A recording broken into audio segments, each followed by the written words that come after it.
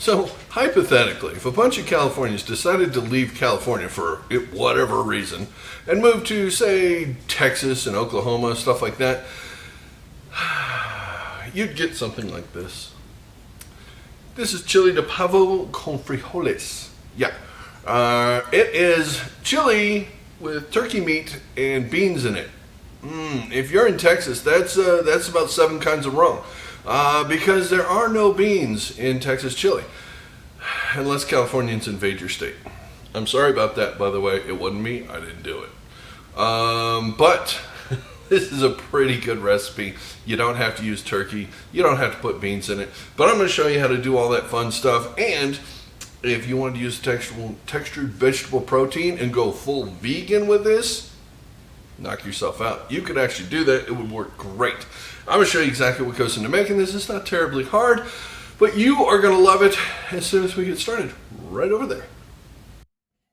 To make great chili, you got to start with chili. So I have 4 chilies de Arbol, 3 Guajillo peppers. I've got 2 New Mexico peppers and 2 Pasilla peppers. These are all dried, so we're just going to take stems off, get some of the seeds out before we put this into a large pot here. We're going to use this pot for everything. This is how we're going to build our flavors.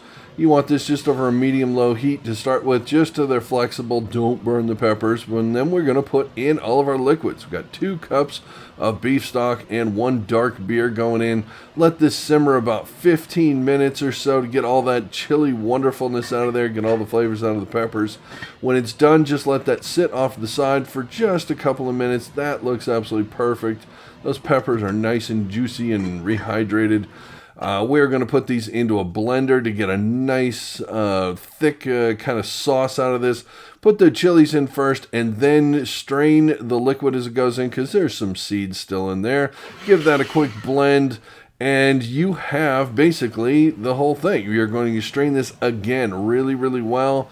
And that is the leftover bits. Set that to the side. Now we've got our onions we're going to have to dice up because we've got a bunch of fresh stuff going in here as well. So I'm taking a whole white onion and I'm dicing this up into little tiny bits. This is about 3/16 through this little thing. You get really consistent results with these. They're kind of a unitasker because they only do the one thing. But in this case, that one thing is worth it, so we're going to use it on the tomato too, because our tomato needs to be about the same size. It's a whole Roma tomato. We've got a whole jalapeno going in. We're taking the seeds out because seeds are not edible.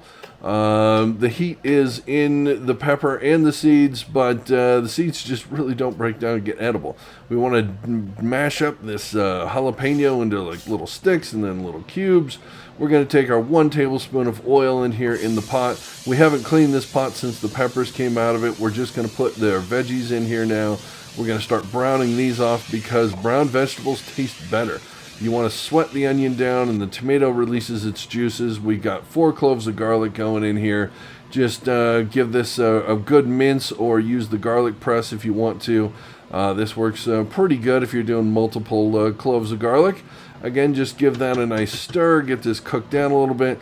Once it goes for a couple minutes, 3 minutes or so, then we're going to add the turkey meat. We just got a package of the mixed turkey meat, not the light and not just dark. It's just the standard turkey meat for this.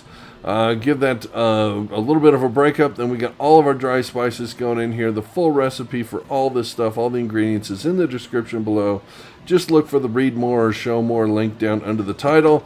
You'll find that. When the meat is no longer pink, add our drained can of kidney beans in here. This is just a 15-ounce can. Now we have our chili sauce in here that we made earlier. I also added a can of tomato sauce to that, the 15-ounce can of tomato sauce to that. I didn't show that on the camera, I apologize, but that is what's going in there. That simmers down really, really good, and basically you have chili. That's all it really takes to make this. But it's going to take 45 minutes or so for this really to cook down. And right now it's a little too thick, so I have some masa harina here. This is corn flour you use to make corn tortillas. I'm adding about a tablespoon at a time until I get the thickness right. This is a great way to use this. You can't use cornstarch the same way. You can put this in dry and you get perfect results, and that right there is perfect chili. That is how it's done. So our chili's fully cooked, and it is time to eat chili. This is the best time, the best part of making chili is the eating part.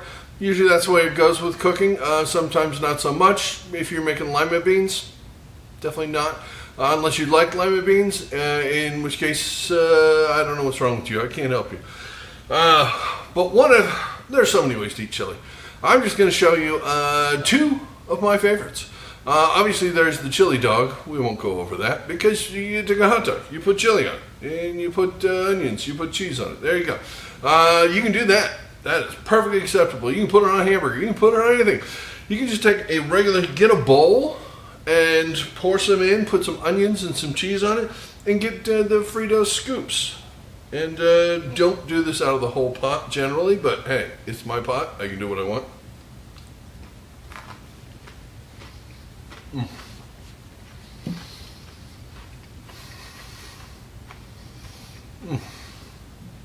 I said on its own. There's something about Fritos that goes so well with this, the saltiness and the Frito-iness and the corniness. It is the perfect chip for that. So if you just feel like doing that, go for it. We have the diced white onions. We have the shredded cheddar. I have a bowl of spaghetti. Now why would I have a bowl of spaghetti here? Cincinnati is known for many things. I'm just kidding. Pretty much it's just the chili and an old TV show from the 70s. But this is one of my favorite ways to eat chili. It really is. So you get a bowl of spaghetti, thin spaghetti, something like that, just a round noodle. Bucatini is probably not a good idea. A little too meaty. But you like thick, you like thin, go for it. You do you. Angel hair will not work. Don't try that. Too thin, too thick, don't do it. Right in the middle, somewhere, number 2, number 3, primo. Okay, so how do you do this? Now you take your chili. As you can see, it's nice and tight here. Oh yeah, she is beautiful. Now in Cincinnati, they have what's called, like 1-way, 2-way, 3-way, 4-way. That has nothing to do with what you're hoping it has to do with. It has to do with the way they do chili. Now, their chili doesn't have beans in it to start with. We already have the beans in, so this is already a 2-way, basically, but the scale's weird. Look it up. If you're in Cincinnati, please post in the comment exactly what 1, 2, 3, and 4 stands for. But I believe it is chili with the... is it chili with the spaghetti then, and then it's onions, and then it's the beans, and then cheese, or something like that. I don't know. I'm not an expert. I have not been to Cincinnati, but I do like their chili, so maybe someday. Anyways, we're going to do this kind of a 3-4 way sort of thing. We are putting the chili down. We're putting some onions on top of this. It already has onions in it, but what the heck? A couple more won't kill anybody. And a little bit of our cheddar cheese. Now this is smoking hot, so that cheese will start melting very soon. Usually by about the time it gets to your table, or your booth, or your stool at the counter of the diner you're eating at. I am not, and the waitress hasn't come by in forever. So I'm just going to show you this here. Now you kind of just toss this around a little bit. It's super good. You got to put the right amount on here. You got to get the right amount of noodles on this. And then you have, I swear to God, this is so good. This is insane. Yeah, just get yourself, okay, I wish I had a little bit more chili on it. It's mostly just the beans at this point. There you go. That is going to be a mess. You really want me, yeah, I have to eat that, don't I? Do I have to eat? That's going to be a mess. It's my new shirt. All right, let's see if I can get a cleaner bite here. Oh, yeah, there we go. Cleaner bite with some bits. Okay, I'm really nervous of this thing because it's going to slop everywhere and I'm going to look like an idiot. So perhaps I'm going to edit this part out.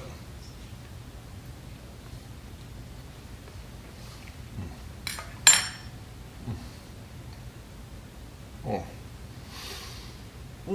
By cooking the beans in the chili, they soak up the flavor. They get softer. They get more better.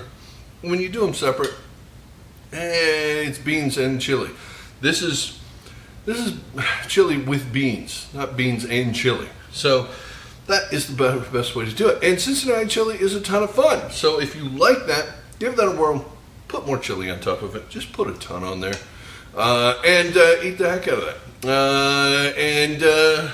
I want to thank the heck out of you for watching this video.